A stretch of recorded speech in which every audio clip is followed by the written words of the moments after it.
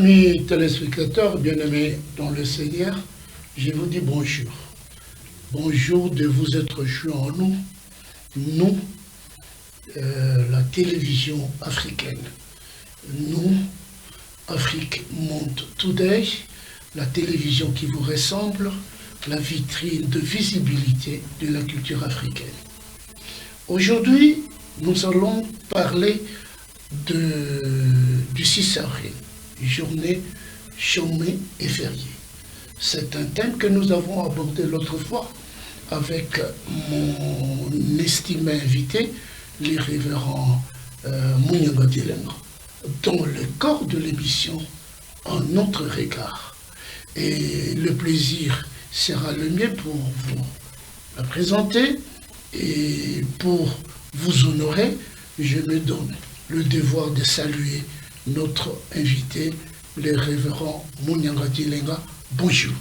Bonjour, révérend Mayona. Vous allez très bien. Très bien, je me porte bien.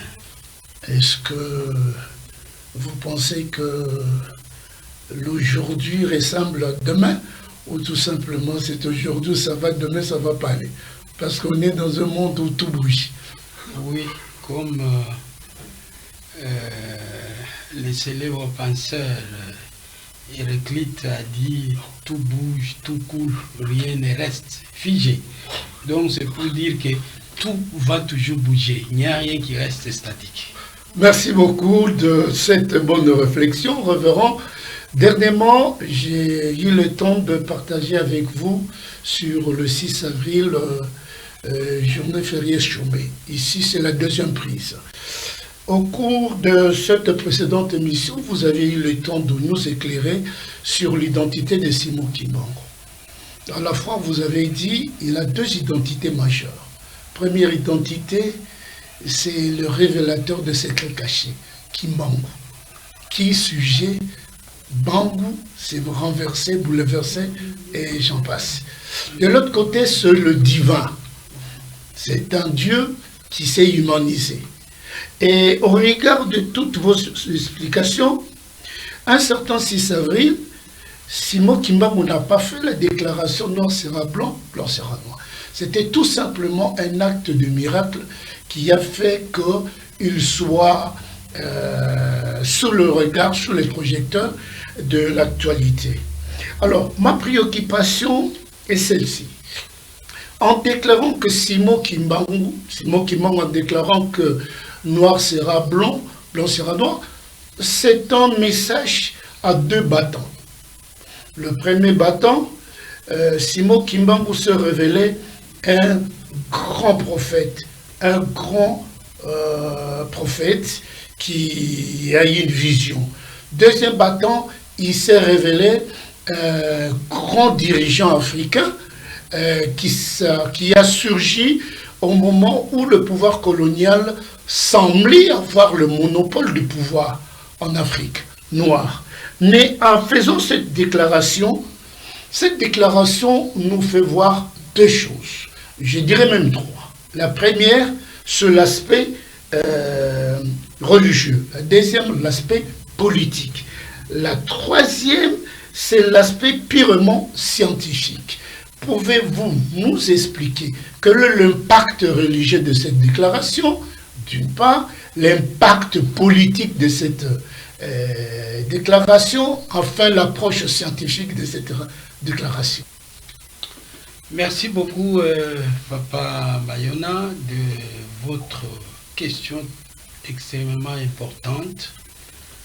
Sur le plan religieux, nous pouvons dire que Simon Kimbangu a apporté du neuf sur la scène religieuse, parce que grâce à son évangélisation, beaucoup de personnes se sont transformées, les féticheurs sont devenus des chrétiens, parce que lui-même avait dit « Cessez ce que vous faites du mal pour vous convertir et devenir de véritables chrétiens. » C'est comme ça que, en 1921, lorsqu'il avait constaté que les gens ne l'écoutaient pas, les sorciers allaient toujours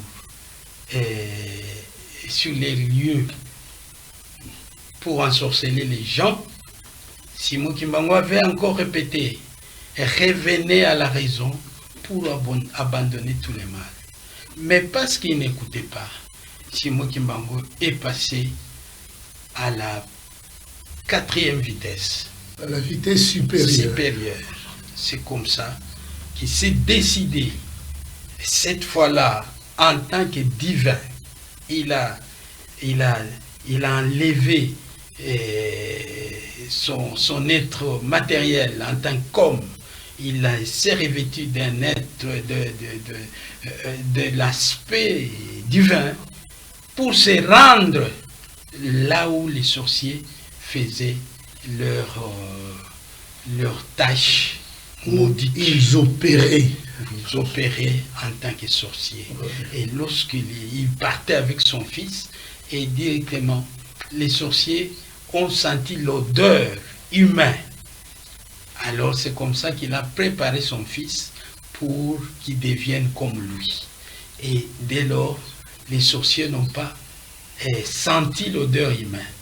Et il est allé, il a dit, restez tel que vous êtes. Et tout le monde était resté dans la position où il était. Il y a d'autres qui dansaient, il y a d'autres qui bouffaient la chair humaine, il y a d'autres qui coupaient la chair humaine. Donc chacun avec sa position. Et tous se sont restés comme ça. Et toute la nuit, le matin, Simon Kimbangu, dans une prière matinale, il a demandé, il a dit à tous les fidèles qui étaient au culte matinal que c'est lui qui va constater l'absence d'un de leurs, de son mari ou de sa femme, qu'il aille à la montagne de Kimiala pour aller voir ce qui se trouve là-bas. Mais toutefois, apporter les habits, parce que ils sont nus. Les sorciers opèrent lorsqu'ils sont en tenue d'Adam. Alors, les gens sont allés là-bas.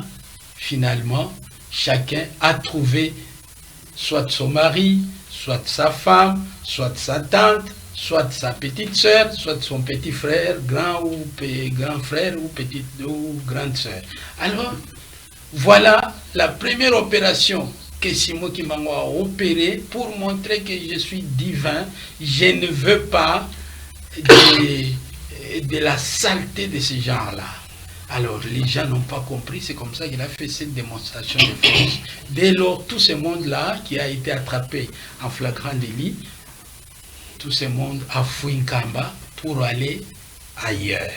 C'était pas une attitude de prétention aussi de la part de Simon Kimbangu. Non, c'était une manière de montrer qu'il veut la pureté, qu'il cherche la pureté parce qu'il est venu pour transformer l'homme noir d'abord sur le plan spirituel, avant d'atteindre d'autres niveaux. C'est sur le plan religieux là. Est-ce qu'il a été compris? Oui, en partie il a été compris parce que la grande partie ont accepté d'être persécutés en son nom. C'est comme ça que 37 000 familles ont été déportées. Ils ont dit, avec ce message, nous acceptons parce que c'est ce qu'on cherchait. Parce qu'on est persécuté, voilà l'homme qui est venu pour nous enlever des tortures de l'homme blanc. Ok, mais c'est quand même très bien commenté, très bien analysé, mais en fait, Simon Kimbangu ne cherchait-il pas aussi à créer un équilibre spirituel, parce que à l'époque aussi, les sorciers n'étaient pas là seulement pour détruire, c'était aussi une force de protection. Non, sur le plan divin, la sorcellerie reste toujours la une négation. C'est une négation parce que, au bout de compte, elle va atteindre les niveaux plus maléfiques, les niveaux de la destruction de la société. Quand on tue, on tue, on tue, on est en train de détruire la société. Alors, sur le plan politique, je ne sais pas si vous avez encore une... Non, mais j'ai voulu tout simplement vous appuyer en disant que Kimbangu, en faisant ce qu'il avait fait sur le plan religieux, il a tout simplement voulu démontrer au monde qu'il ne restera pas une pierre sur une autre pierre sans qu'elle soit renversée. Là maintenant, nous devons aborder le plan, les schémas politiques. Ok, on fait la transition. On fait la transition, on entre directement sur le plan politique, ouais. Parce que lui-même avait dit qu'il ne restera pierre sur pierre tout à fait. sans qu'elle soit renversée. C'est aussi biblique. Okay. Alors c'est pour dire que Simon Kimbangu voulait à ce que tout être humain soit considéré comme l'être des valeurs, créateur, et l'être créé par les Tout-Puissants. Ouais. On ne peut pas persécuter, torturer, tuer pour de simples raisons qu'on est noir. Alors, ou bien pour la simple raison qu'il faut s'accaparer de tous les biens des Noirs ou bien de leur pays. C'est comme ça que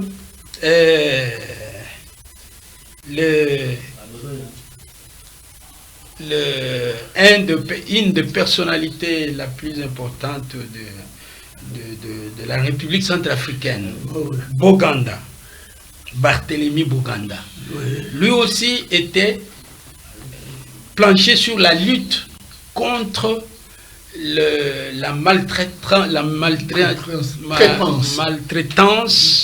de l'homme noir. Alors c'est comme ça que lui a dit, il avait même un slogan qui disait Zokwezo. Zokwezo. C'est une expression dans une langue centrafricaine. Donc, qui veut dire tout simplement que l'homme vaut un homme. Zokwezo. L'homme vaut un homme. Donc, c'était une phrase célèbre pour Barthélemy Boganda pour montrer à la face du monde que les blancs n'est pas supérieur à l'homme noir. Donc, nous devons nous considérer comme égaux. Alors, Simon Kimbangu, quant à lui, il a trouvé que trop, c'était trop. C'est comme ça qu'il a commencé ce qu'on appelle éveil de conscience des Noirs.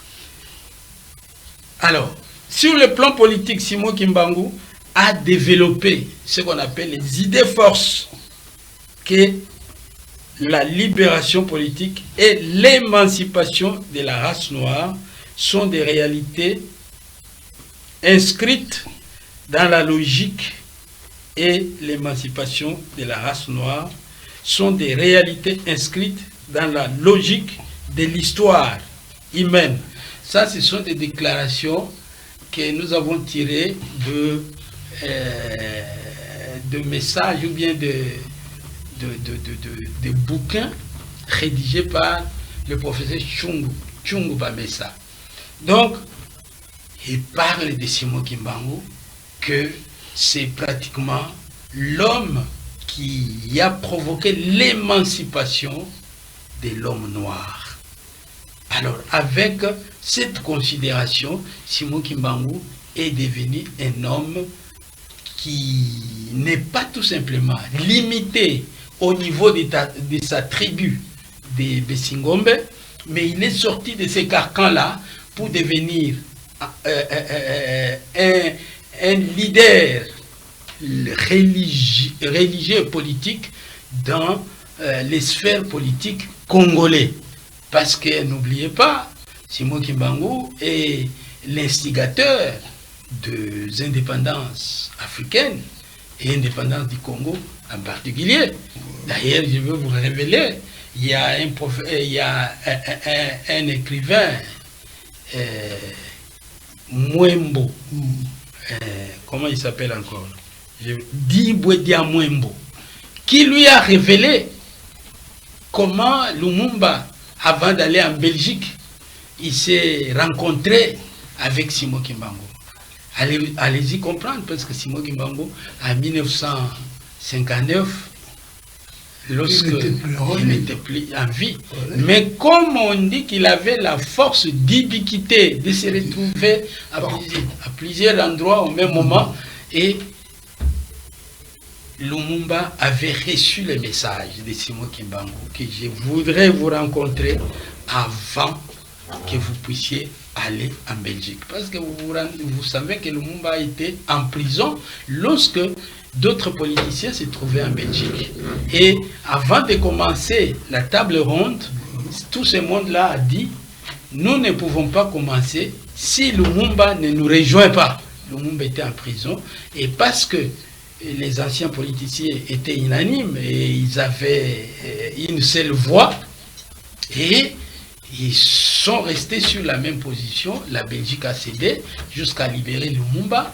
Et avant que Lumumba ne prenne l'avion, il est allé voir Simon Kimbangu. Ça apparaît comme la mythologie, mais c'est la réalité. Oui. Alors, il est allé le voir. C'est comme ça que Simon Kimbangu lui a donné les instructions fermes. Donc, Simon Kimbangu est aussi un politicien. Un politicien. Que alors, vous ne voulez pas vanter. Vous ne vantez que l'aspect religieux. Tout à fait. Voilà ce que Lumumba avait dit après avoir rencontré Simon Kimbangu. Ouais. Et il l'appelait d'ailleurs, j'ai rencontré mon grand frère, ouais. Kimbangu. Le patriotisme guidant. Mais voilà parti pour la Belgique, dit Lumumba. Je reviendrai avec l'indépendance de tous les Congos dans ma valise. Je me suis engagé dans une lutte qui me coûtera la vie.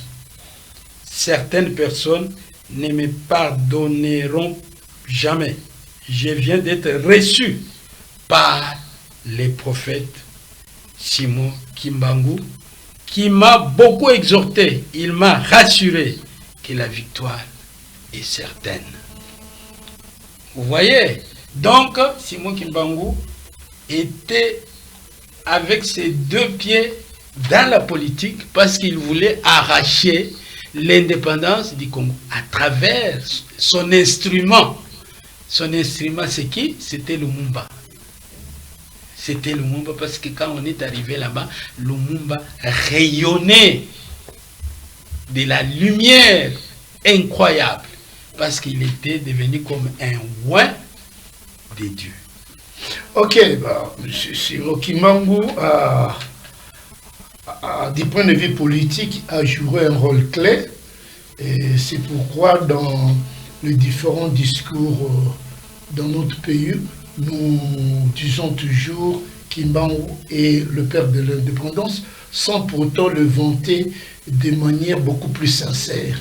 Et ne pensez-vous pas que l'homme politique congolais frise déjà la malédiction en ignorant la personne de Simon Kimbangu? Tout à fait. Parce que si vous allez dans les pays arabes, ouais. Moi j'ai fréquenté des pays arabes, j'ai trouvé qu'ils prennent au sérieux ce que Dieu leur avait donné. Et lorsque je suis arrivé au Maroc, tout comme en Tunisie, j'ai trouvé que c'est l'islam qui bat son plein à 90%. Le christianisme n'est qu'à 10%, peut-être moins que ça. Mais ici, chez nous, on nous a donné, Simon Kimbangu, les dieux vivants, le divin. Alors, nous avons négligé. Et négligé pourquoi? Parce que les Blancs nous ont très mal habitués et nous, les Congolais, tout comme les Africains, on veut suivre aveuglément tout ce que les Blancs disent. Et c'est pourquoi les Blancs ont vu loin, très loin même, que si nous laissons cette parole divine de Simon Kimbangu évoluer, nous allons tout manquer. Alors, il faut créer des scénarios par tous les moyens. Et en dehors de torture et autres, ils sont amenés avec leur évangélisation pour créer beaucoup d'églises. Évangélisation de domination. De domination. Et d'exploitation. Et d'exploitation. C'est ce que d'ailleurs Théophile Obenga avait dit. Simon Kimbangu est d'abord Messie, c'est-à-dire un homme de haute vertu et d'extrême exigence spirituelle, un philosophe du bien, un sage parfait, un visionnaire inspiré, bref, un législateur et un libérateur, comme fit dans l'Antiquité d'Israël, Moïse, alors instruit de toute la science des Égyptiens, comme l'atteste clairement Acte 7, 20, 23. Alors, Simon Kimbangu a aussi refusé la domination. Toujours au Théophile Obenga poursuit en disant, Simon Kimbangu est par conséquent l'incarnation d'une rupture radicale avec les préceptes, les valeurs et les spiritualités occidentales, des deux poids et deux mesures. La libération de l'homme noir implique au moins deux choses essentielles, à savoir rupture radicale et définitive avec toutes les forces organisées plutôt visant à la destruction de l'Afrique. Donc, Simon Kimbangu était dans cette logique-là pour la rupture totale avec tout ce que les Blancs font contre nous.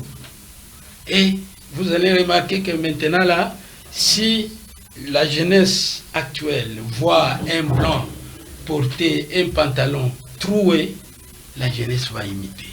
Si on voit un Blanc faire l'homosexualité, les Noirs imitent. L'homosexualité n'est pas l'attitude de l'homme, des Bantous ou de l'homme africain tout court. C'est comme ça que certains pays ont refusé, malgré que le blanc impose qu'il faut que la démocratie puisse parler, c'est-à-dire il faut laisser la liberté à chacun de pouvoir se choisir un homme comme étant une femme de quelqu'un. Alors, toutes ces valeurs-là, maléfiques, que le blanc considère comme des valeurs de l'homme, Simon Kimbangu les a réfutées, rejetées en bloc. C'est ça la rupture.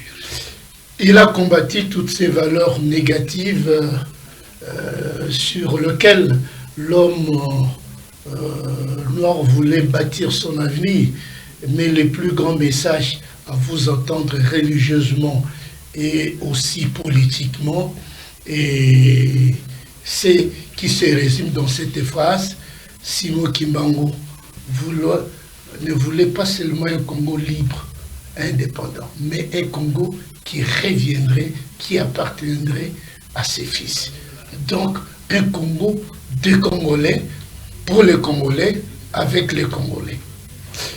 Parlons maintenant. Vous avez quelque chose à ajouter? Non, je voulais appuyer votre idée. Ok, allez-y. En faisant allusion à l'ex-ministre de la Justice, Oui.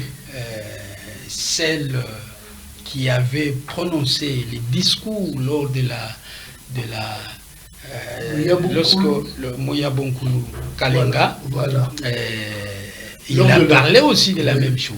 Ouais, Lorsqu'il a fait les discours, quand Simon Kimbangu a été décoré, et quand il y a eu la libération politique Oui, tout à fait. exigée par le président Mobutu. Alors, c'est Muyabonkulu Kalenga, qui était ministre de la Justice, sous les gouvernements Mulumba Lukuyi. Voilà. Alors, il a parlé de la même manière dont vous êtes en train de dire là, que Simon Kimbangu était là pour que les Congos soient pour les Congos et pour les Congolais. Tout à fait.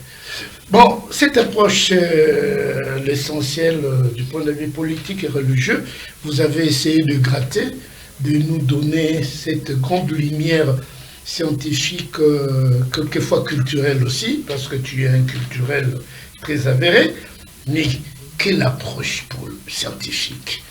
Faites-vous de ce message, noir sera blanc, blanc sera noir, autant voulu par le Seigneur? Oui,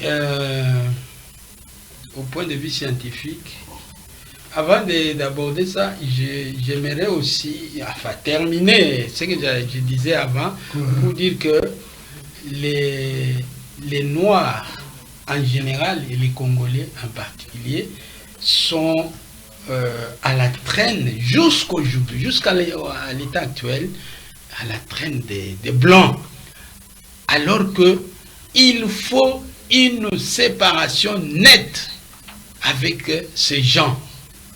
Parce que ces gens trouvent que les Noirs, c'est un être faible, un être qu'on ne peut pas considérer. C'est ce que Jean-Paul Sartre avait dit. L'Occident avait institué une constitution de mépris. L'Occident avait institué une constitution de mépris dans ses rapports avec l'Afrique noire. Ce mépris occidental fut ainsi institutionnalisé dans les cadres noirs esclavagistes et des codes indigènes colonialistes. Ça, c'est Jean-Paul Sartre. Quelque part, il va dire encore qu'il est aberrant, il est inconcevable que Dieu imparfait puisse créer un homme avec une peau noire, avec une âme noire. Ça ne se conçoit pas. Donc, cet homme-là mérite d'être ravagé. Il faut le faire disparaître du monde, de ce cosmos. Il faut le faire disparaître. C'est comme ça que l'Afrique du Nord, l'Afrique du Nord, vous voyez, cette Afrique-là, il n'y a que des Blancs. Donc c'était une pratique que les Blancs ont fomentée pour envoyer beaucoup de Blancs arabes dans ces milieux-là pour qu'ils se marient avec des femmes noires et afin d'éliminer petit à petit la peau noire. C'est comme ça qu'en Afrique du Nord, ces gens-là aussi aliénés qu'ils sont, lorsque ils vont jouer les matchs, par exemple, ici en Afrique centrale, ils disent que nous allons jouer les matchs en Afrique, alors qu'eux-mêmes se trouvent en Afrique. Alors, quand ça barde les Blancs, les fonds du mal, là, ils deviennent africains. Mais quand il n'y a pas du mal, ils sont européanisés. Pas même européens, mais européanisés. Vous comprenez?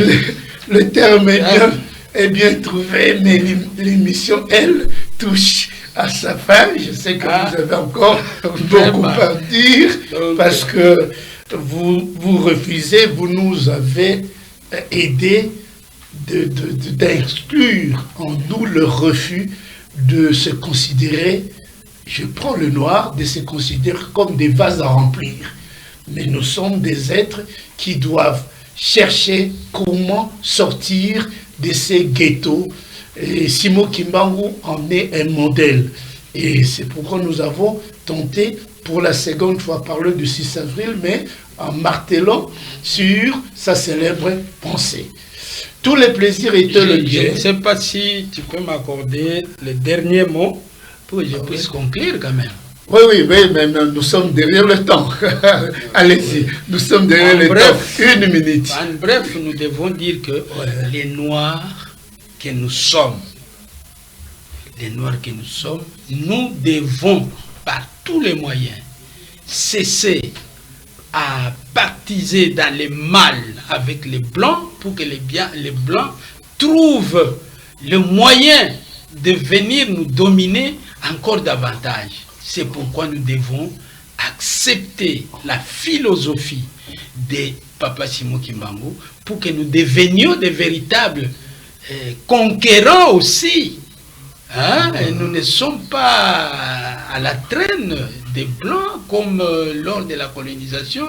Maintenant, nous devons nous sentir debout et lutter contre tout ce que les Blancs nous amènent. C'est comme ça que Simon Kimbangu parle de la rupture totale et définitive de toutes les valeurs occidentales qui ne sont que des valeurs mauvaises de la négation absolue.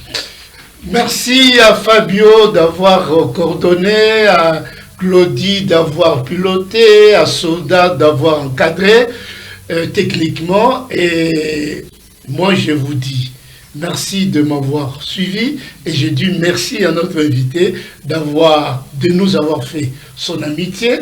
Et la télé et Monde Today vous dit tout simplement merci d'avoir fait confiance en nous. Nous allons nous retrouver pour notre 3e numéro autour du 6 avril, journée fériée chômée. Là, vous ne manquerez pas ces rendez-vous. À vous toutes et tous, nous disons au revoir.